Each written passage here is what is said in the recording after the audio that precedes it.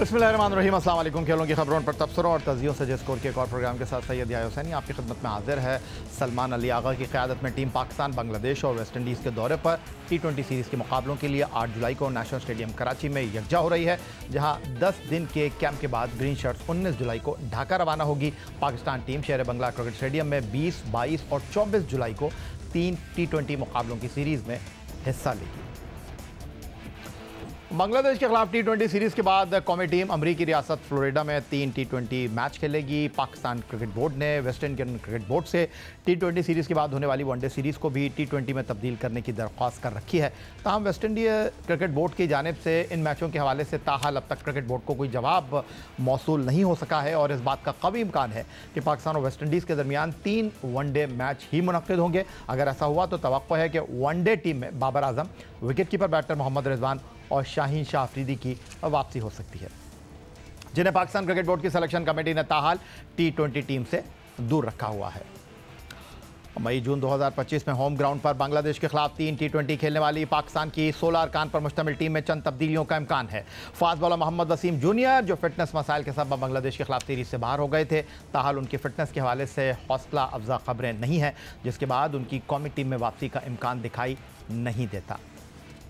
22 साल के दाएं हाथ के तेज़ बॉलर नसीम शाह, जिन्होंने पाकिस्तान के लिए 20 टेस्ट, 28 एक रोज़ा मैच और 30 T20 मैच खेल रखे हैं, उन्हें होम ग्राउंड पर बांग्लादेश के मुकाबले पर 3 T20 मैचों के स्क्वाड में टीम का हिस्सा रखा गया। अलबत्ता उन्हें कोई मैच खेलने का मौका नहीं मिल सका। नसीम शाह पाकिस्तान क्रिकेट बोर्ड के स्किल्स कैंप के पहले मरहले में 16 से 21 जून तक तरबियत भी हासिल कर चुके हैं। अलबत्ता इत्तलात है कि उनकी फिटनेस को देखते हुए उन्हें टीम में शामिल नहीं किया जा रहा। टीम के नायब कप्तान शादाब खान, जिन्होंने 112 T20 मुकाबलों में पाकिस्तान के लिए 24.37 की औसत से 112 खिलाड़ियों को आउट कर रखा है। Pakistan cricket board skills camp में उनकी अदम शिरकत के बाद मीडिया में खबरें गर्दिश कर रही हैं कि टेस्ट ऑलराउंडर कंधे की इंजरी का शिकार हैं और इंग्लैंड से सर्जरी करवाने का इरादा रखते हैं। ऐसी सूरत हाल में बांग्लादेश और वेस्ट इंडीज़ के दौरों में शादाब खान की कौमी टीम में शमूलियत का इम्कान ना होने के बराबर दिखाई दे रहा है। फिटनेस के मसाइल की वजह से पाकिस्तानी सेलेक्टर्स को बांग्लादेश और वेस्ट इंडीज़ के दौरों पर नायब कप्तान Shadab Khan, fast bowler Mohammad Wasim junior और नसीम शाह की खिदमत हासिल नहीं होंगी। जबकि दूसरी जानिब ये इत्तलात है कि दाएं हाथ के तेज़ बॉलर हारिस रऊफ, जो इस वक्त अमेरिका में मेजर लीग में सान फ्रांसिस्को की नुमाइंदगी कर रहे हैं, उनके मुतालिक टीम मैनेजमेंट ने मंसूबा तरतीब दे रखा है कि उनको बांग्लादेश में तमाम मैच नहीं खिलाए जाएंगे, अलबत्ता उन्हें टीम के साथ रखा जाएगा। पाकिस्तान टीम में यह भी इत्तलात हैं कि पहली बार बाएं हाथ के medium fast bowler Salman Mirza को शामिल किया जा रहा है। स्किल्स कैंप में 2 बार बुलाए जाने वाले सलमान मिर्ज़ा ने लाहौर कलंदर के लिए पाकिस्तान सुपर लीग में 4 मैचों में 15 की औसत से 9 खिलाड़ियों को आउट किया था।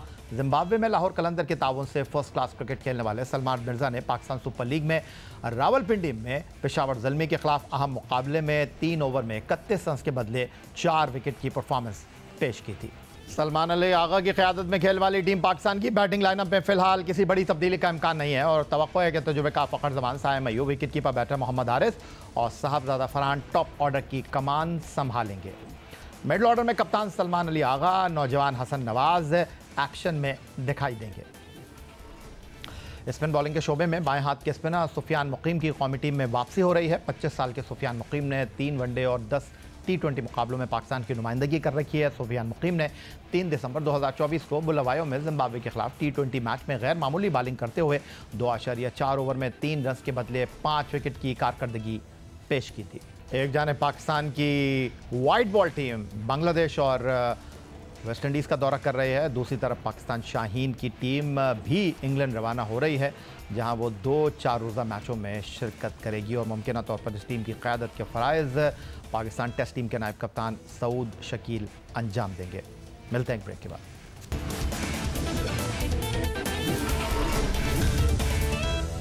तो ब्रेक से पहले हम बात कर रहे थे पाकिस्तान की वाइट बॉल टीम की। सलमान अली आगा की क़यादत में अवे सीरीज़ खेलने के लिए बांग्लादेश और वेस्ट इंडीज़ का दौरा कर रही है और आने वाले महीनों में पाकिस्तान को एशिया कप और ICC वर्ल्ड T20 के चैलेंज भी दरपेश हैं। गुफ्तगू के लिए स्टूडियो में हमें ज्वाइन कर रहे हैं रोज़नामा जंग कराची के senior cricket sports correspondent senior सहाफ़ी अब्दुल माजिद भट्टी साहब। खुश आमदीद कहेंगे आपको।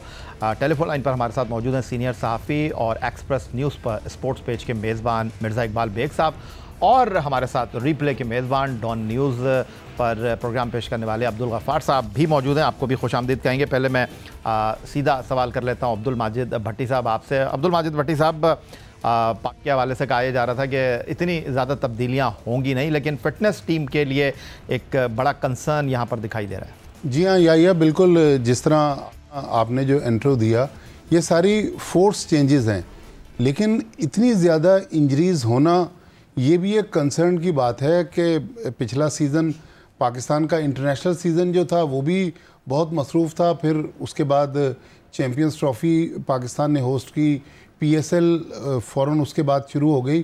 तो मेरा ख़्याल में वर्कलोड मैनेजमेंट की हम लोग बात तो करते रहते हैं, लेकिन बहुत सारे प्लेयर्स ऐसे हैं, नसीम शाह उसकी एक प्राइम एग्जांपल है कि उनका वर्कलोड मैनेज नहीं हुआ, क्योंकि वो पाकिस्तान की तरफ से तीनों फॉर्मेट्स खेलते हैं। और नसीम शाह PSL के दौरान भी सुनने में आया था कि वो फिट नहीं है, फिर जो बांग्लादेश की होम सीरीज़ थी उसमें भी फिट नहीं थे। तो मेरे ख्याल में अब जो नया सीज़न शुरू होने जा रहा है, जिसमें हमने पहले T20 खेलने, कुछ वनडे इस साल कम है, फिर टेस्ट मैच का भी जो ICC वर्ल्ड टेस्ट चैम्पियनशिप का साइकिल है वो भी पाकिस्तान का शुरू हो जाएगा। तो मेरे ख्याल में दो अलग अलग कोचेज़ हैं, लेकिन वर्कलोड मैनेजमेंट जो है ये पाकिस्तान का माजी में भी एक मसला रहा है, लेकिन इस पर क्रिकेट बोर्ड को और टीम मैनेजमेंट को सीरियसली सोचना पड़ेगा।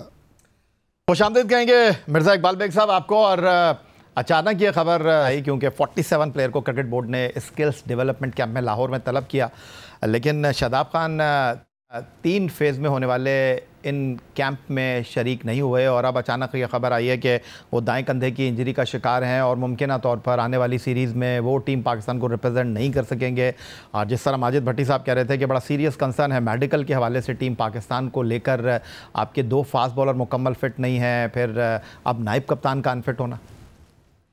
बहुत बहुत शुक्रिया याया। मैं समझता हूँ कि ये पाकिस्तान क्रिकेट के लिए एक बड़ी मुश्किल सूरत हाल है, और जिस तरह माजिद भट्टी कह रहे थे, वाकई में वर्कलोड जो है मैनेज नहीं किया। अब आप देख लें पाकिस्तान की T20 रैंकिंग में अगर आप जाकर देखें तो बैटिंग में बाबर आजम 12वें और मोहम्मद रिजवान 13वें नंबर पर है। कहाँ T20 में पाकिस्तान टॉप 10 में पाकिस्तान के बैट्समैन मौजूद हुआ करते थे। और अगर बॉलिंग में देखें तो शाहीन आफरीदी टॉप 20 में भी नहीं है। आप देखें कि 18वें नंबर पर जो है वो हारिस रऊफ और अब्बास आफरीदी हैं। तो इससे जाहिर होता है कि पाकिस्तान ने जो मैचेस खेले उसमें पाकिस्तान की कारकर्दगी मायूस कुन रही, खासतौर पर न्यूजीलैंड का जो दौरा था।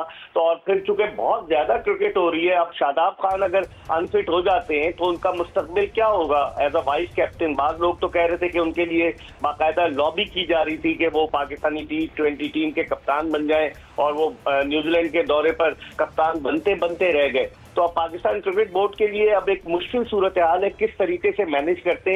सितंबर में एशिया कप हो रहा है, उसके हवाले से बड़ी हौसला अफजा खबरें हैं, और फिर उसके बाद आप देखें असल तो हमारे लिए फरवरी में T20 वर्ल्ड कप है।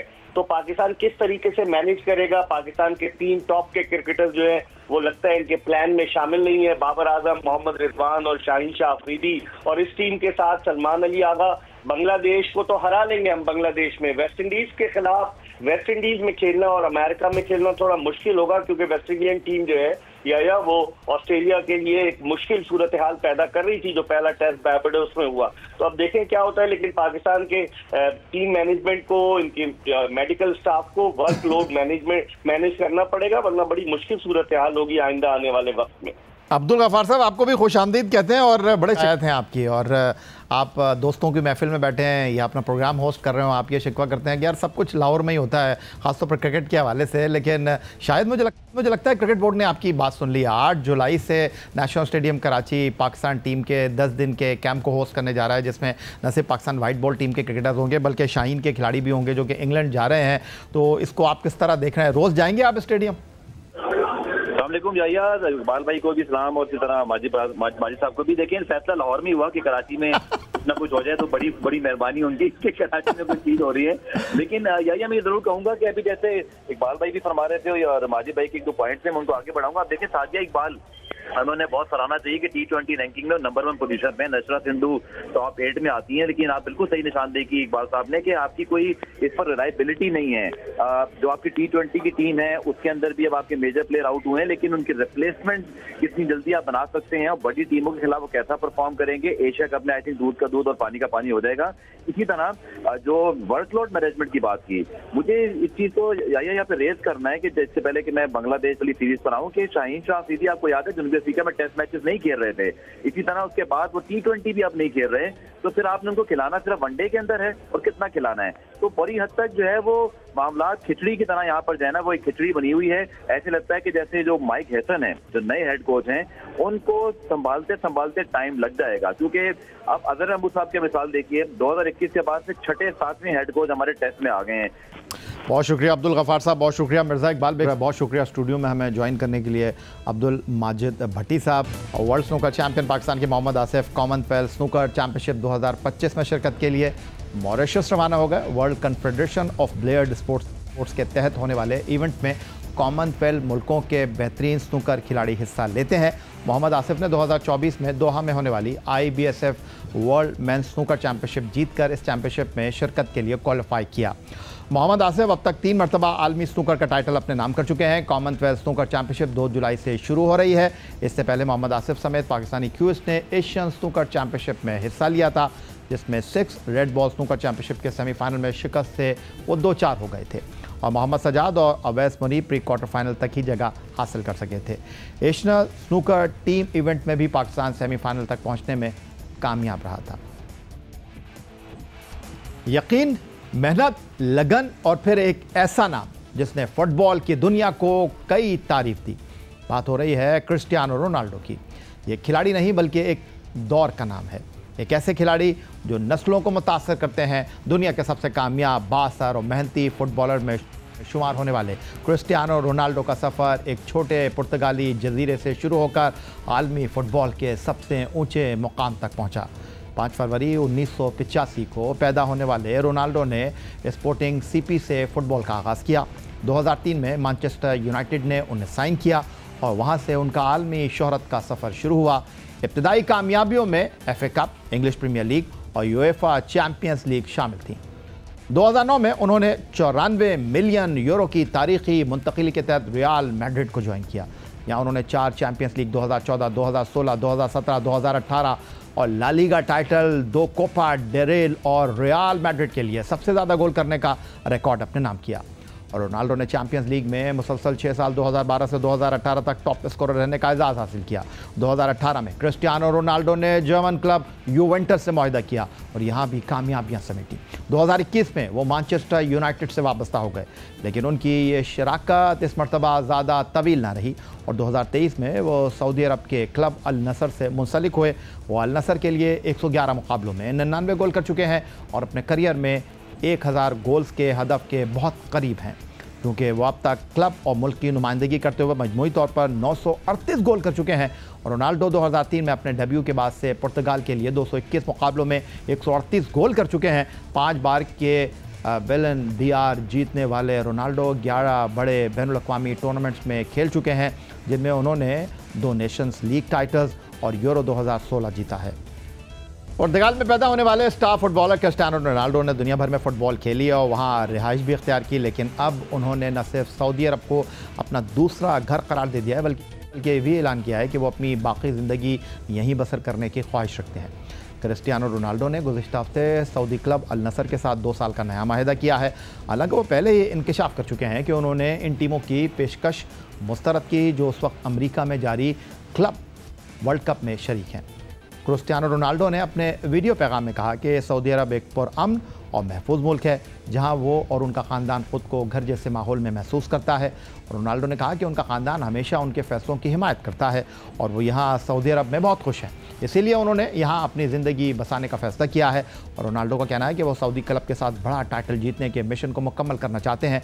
उन्होंने इंकशाफ किया कि उन्होंने अमेरिका में जारी फीफा क्लब वर्ल्ड कप में शिरकत की पेशकश को आराम और तैयारी के लिए मुस्तरद कर दिया, ताकि वो आइंदा साल अमेरिका, कनाडा और मैक्सिको में होने वाले वर्ल्ड कप फुटबॉल 2026 के लिए पुर्तगाल की नुमाइंदगी कर सकें। पाकिस्तान फुटबॉल फेडरेशन में इंतखाबात और नए सरबराह सैयद मोहसिन गिलानी मुंतखब हुए और अब पाकिस्तान फुटबॉल फेडरेशन ने मुख्तलिफ आसामियों के लिए इश्तिहार जारी कर दिया है। PFF ने हेड ऑफ वुमेन फुटबॉल के लिए इश्तिहार जारी कर दिया है। Technical director, director international relations और डायरेक्टर डेवलपमेंट, डायरेक्टर मार्केटिंग के ओहदों के लिए भी इश्तिहार जारी किया गया है।